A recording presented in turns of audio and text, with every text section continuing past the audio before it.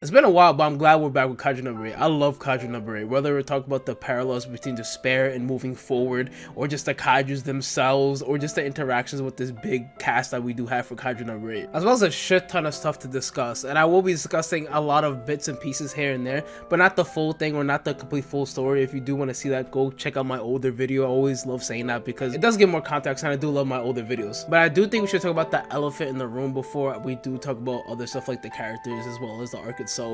But the elephant in the room being kind of like the animation, I think the animation is fine. I don't think like it's horrible or really bad to the extent of I hear a lot of people saying, but I just do think it's fine. But it is a complete drastic difference from the manga, and it does look like borderline sometimes a completely different character for a lot of these characters here and there. And I do really prefer the manga version of Kaiju number 8, even though I've been only watching the anime to an extent. Well, actually no, I've been reading the manga to an extent, and then I'm watching the anime, and the anime kind of passed the part of the manga I was already on. But it is to a degree where I can understand why people would either not want to watch the anime or just read the manga specifically. But the reason why I say that is because I feel like it holds more weight in the manga specifically more than the anime itself, like with the captain fight. But I still highly suggest the anime itself.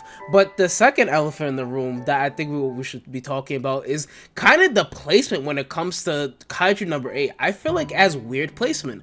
And when I mean weird placement, I mean when the ending of season 1 into season 2, and then kind of the ending of season 2 that we're about to get into season 3, because it feels like we're midway through arcs and then we're just kind of pump faking and we're stopping, then we come back to it in a while. Now it does build tension and hype, but it's kind of fucking annoying. I'll be honest, it is annoying to just be like, okay, now we're starting the arc, all right, we gotta get the fuck out of this, sorry, I'll see you next time, goodbye. But I think it just would have been better if they finished this arc that was coming up now, and then we just finished the season regardless if that, I don't know if you guys could have stretched that to 24 episodes, but I think it still would have been a lot better than leaving us out to dry a little bit. But I still understand the hype intention. But moving on to Kaiju number 8 itself, I love the themes when it comes to Kaiju number 8 and just the interaction of how it meshes with each other, right? Now what I'm talking about is how there's a lot of despair in Kaiju number 8. Majority of these characters go through despair, and like they go through, how am I supposed to get out of this despair, with the overwhelming force that is the Kaiju, but a specific Kaiju that literally is evolving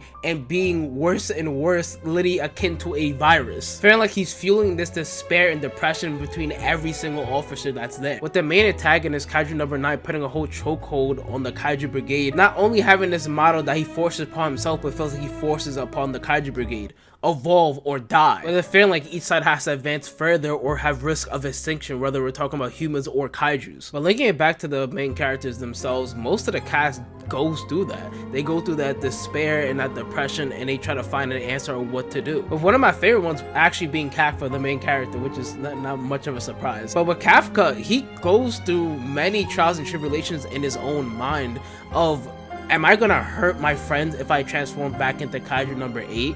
Am I gonna harm myself? Am I gonna put myself into a despair? Do my friends even want to talk to me, acknowledge me, or even be friends with me after the fact that I lied to them? He's in his head a lot, especially in this season, and being very relatable for it as well, with those dark thoughts that come in your mind that maybe give you a suggestion or maybe put yourself down to a lower degree than what you truly are, and makes you not really go at your full potential or go be your true self because you're scared of what might happen. It's the fear of something. But you understand it's not that bad once you're in the middle of actually doing it, or it looks really stupid after you do the action that you wanted to do. In this case for Kafka, it's just texting his friends or calling his friends saying, hey, I'm okay, I'm alright, I have my phone again.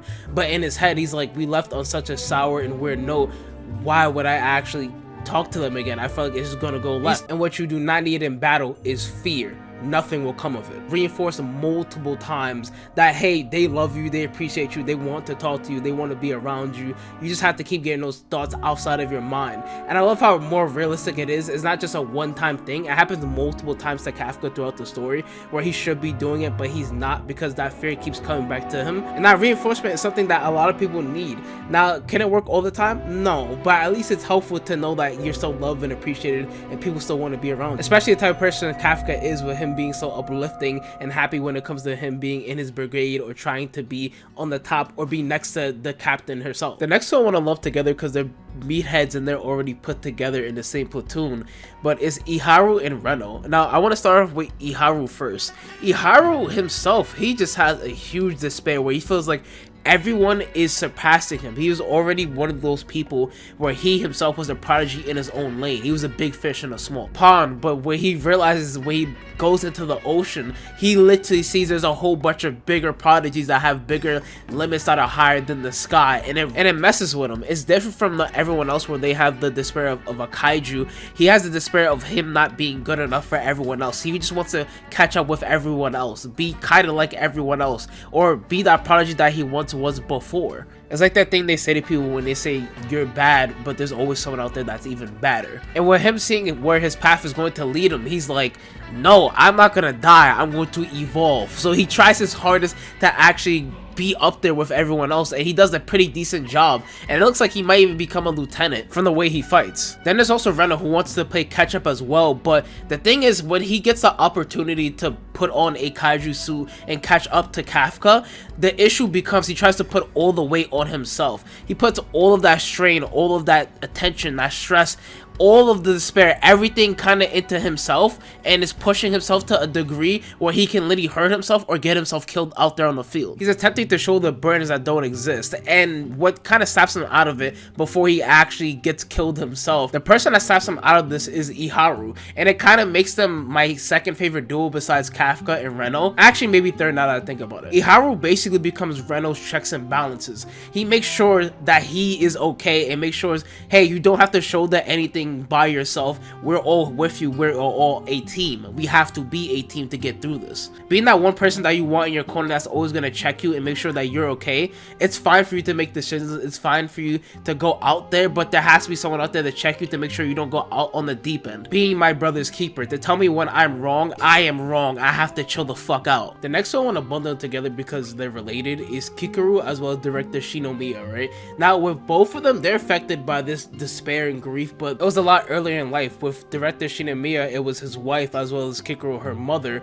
It affected both of them so greatly that they completely changed or became more determined because of that. With Shinomiya, he became a lot more closeted in the sense of not really talking a lot or really shunning his daughter a little bit. He still loves her and still cares for her and still appreciates her, but from afar, not from a close. Now, I don't fully understand why, but I can only theorize that maybe he doesn't want to be as close with her physically, just to give her a lot more either inspiration, or even for when he dies that he doesn't actually affect her that greatly, Kikaru, but that's never gonna happen. It's her father and it's the only person that she has left. Also loving director Shinomiya's resolve as well as his, for like his end of a chapter when he's like, I can give the baton to the next generation, I believe in them, I have hope in them. Building up an extremely powerful kaiju defense force that can pretty much withstand mostly anything at that point of the story, leading to results, but also leading to him being a lot more closed-minded to the idea of pretty much anything besides the defense force and defending his daughter as well as defending the nation and the country itself, leading for realistically both of them to have determination, as well as Kikaru. She literally is training every day and is one of the most biggest prodigies in the show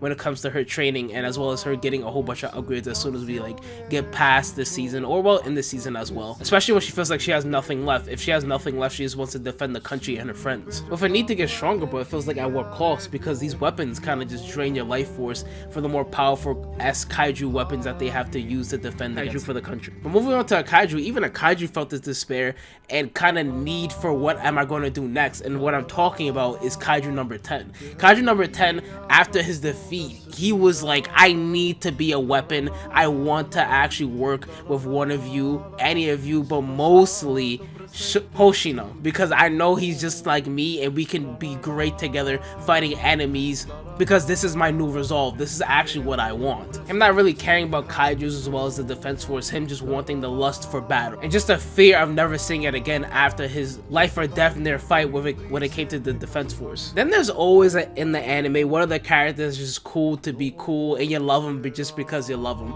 regardless if you're talking about a Kenpachi, regardless if you're talking about a My Guy.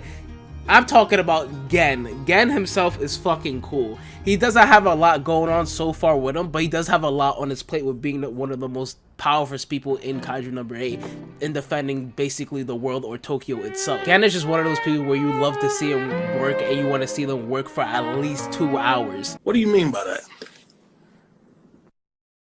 Especially with his premise of him being a little bit relatable, being lazy, want to play video games instead of doing your responsibilities. But besides that, him killing the kaiju and him having two different weapons when it comes to him slaying out kaiju. And kind of how unique it is at the same time, with his eyes being able to see through the kaiju and going through the defenses, as well as him just picking out the perfect spot to hit him, and then him having the actual weapons to be able to destroy kaiju in a fucking instant. But one of the things I really loved when it came to Kaiju number 8 is just how overwhelming it became by the end of the season, of how they used to just kind of blaze through these enemies. You would really care about the other characters and be like kind of in a One Punch Man-esque sense again, where you literally see these other characters and they're like struggling, but then you have the other characters that are already strong enough to be like, I shouldn't have too much trouble with this. But now we're having like an overwhelming arc where there's so many enemies and so many obstacles that they have to overcome, whether it be mentally or physically with each of these kaijus, that it's fucking phenomenal. I love to see this go down, especially with Kaiju number 9 and how smart he is and how he loves to adapt, and seeing how what his master plan kind of is by the end of it, fueling the war between despair and hope. But other than that, thank you guys for watching. Like, comment, subscribe. I'll see you guys in the next one. Goodbye.